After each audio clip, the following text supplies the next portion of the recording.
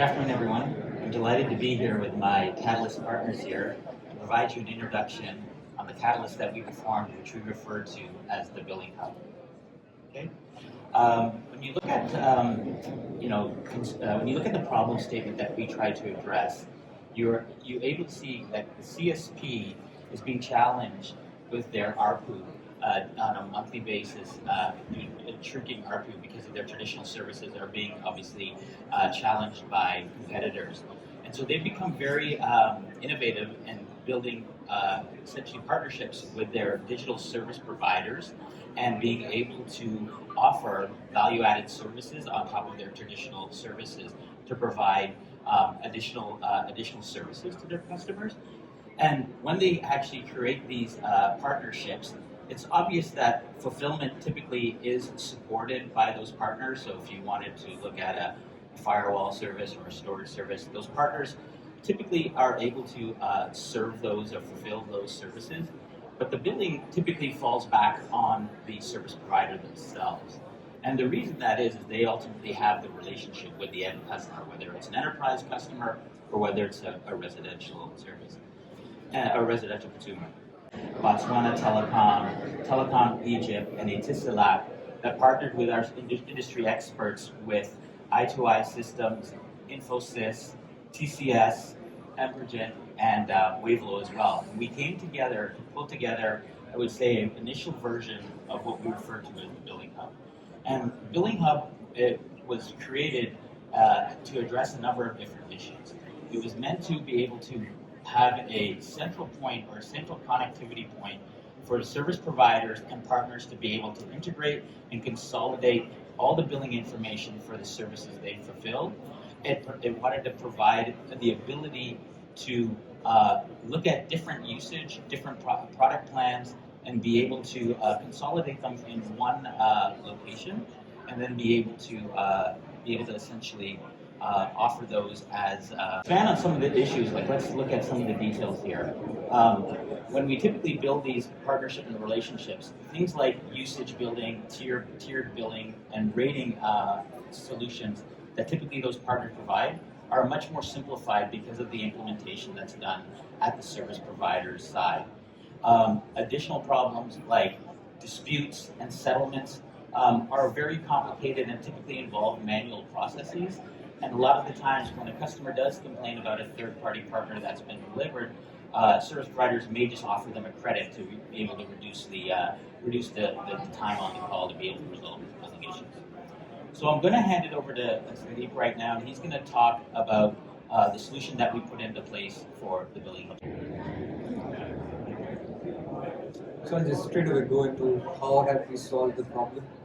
We are the last one today, but we have saved the best one for the last. So it's a typical problem which starts with is CSP bundling different services for the partners. There are different kinds of billing cycles, different kinds of offerings which partners have to offer to CSPs.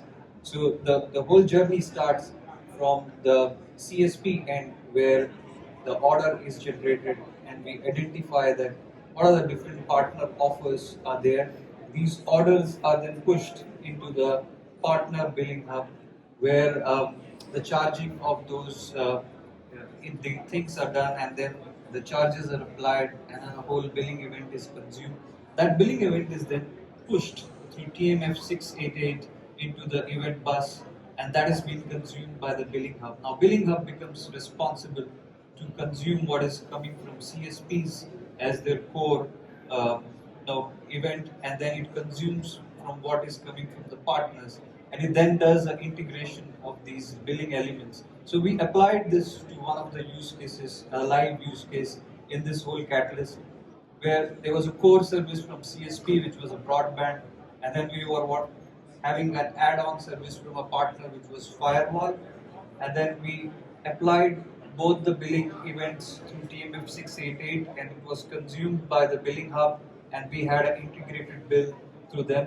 Once that is done, the integrated bill remains on the billing hub and then the CSPs can come and request for that, and that is how they can get the integrated bill at the time when their customers' invoices gets generated.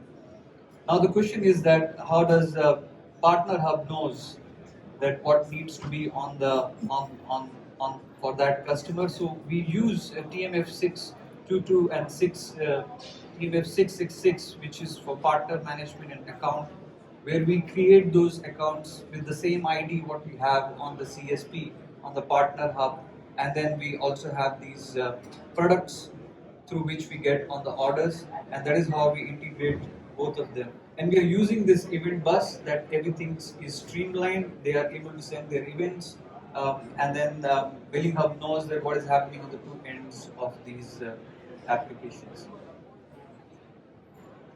So this is a very clear view of how the Billing Hub is able to consume what comes from CSP. So the steps are like it creates a customer on the Billing Hub, it also creates a product order on the partner, and then the partner order is, then the Billing Hub creates a billing account, and the same billing account gets created on the partner side, and then both partner and Billing Hub creates the bill which can now be integrated and consumed to the CSPs.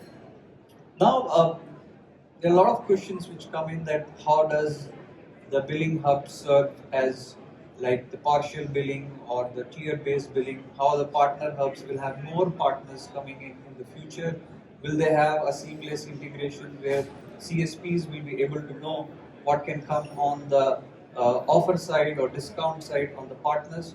So I have Ajit here who's going to explain to you that what's next in our catalyst where we actually go do more things on this billing hub. We just scratched the surface, so we just started a couple of months ago putting together this use case, right? So we built the basic integration where a partners or a set of partners can integrate their bills with the CSP, right? And we are just sticking to simple pricing models for now. Now, what is that we need to do to make it as a more commercially viable product, right? So we are looking into multiple things that we need to do to make it as a commercially viable product. So the first thing we need to do is to make it, so today we just implemented a single CSP and a multiple partner scenario, but to make it commercially viable to support marketplace scenarios, that's a new, we are looking at multiple marketplaces. Every CSP is looking to roll out marketplaces, right? So we are looking into support marketplace, we need to support multiple CSPs and multiple partners together. So that's one of the use cases we need to adapt next. And then we just attempted the simple pricing models now. So we need to get into complex pricing models where a partner can do usage-based rating or tier-based rating and then get this in the bill and integrate it with the CSP bill, right? So we need to be able to integrate the charges and along with the reasoning of the tiering, etc., right? And the usage rates, etc. And that's where we see a lot of opportunity where we need to enhance the current TM of 678. So we'll get into that when we get into the next phase of that. And then another critical aspect is in today's world when CSPs offer bundle discounts, right? For partner product, we qualify bundle discounts. This is typically done at ordering time. We qualify a bundle discount at an ordering time. And there is no valid way to validate it whether is there any changes happened on the partner side, whether they still qualify for the bundles, right? Bundle discounts. So what typically happens is a lot of revenue leakage or bundle billing disputes that comes, right? So this gives us a ability or it gives us an opportunity for the billing hub to build the last time qualification or last minute qualification. When the actual bill comes from the partner, we can do a requalification of the discount, whether the CSP side that billing discount can be applied. So that's another use case that we need to adopt as the next step. Then we come to the complex billing cycles, right? So today, so based on the customer, when the customer orders a product, right? The customer may be ordering a partner product a day from now, 6 months from a different dates, right? The bill cycles get aligned to the way the day that was ordered. So there will be multiple bill cycles across the CSPs and partner. So we need to take care of different models of how do we align those bill cycles. Right? So for example, a CSP's bill cycle could be today and the partner bill cycle could be tomorrow. So it makes sense for me to hold the bill for 1 day and get the partner's bill and then put them to the current side it back to the customer, right? So that customer will get the latest charges on the bill so that the disputes doesn't arise, right? And then the other aspect we are looking at is more towards the multi-currency support where we can actually enable partnerships across the border, right? So there could be partners which is across the border. Maybe they are provisioned in billing on a particular currency. The billing hub can take care of converting the currency so that that responsibility doesn't belong to the CSP.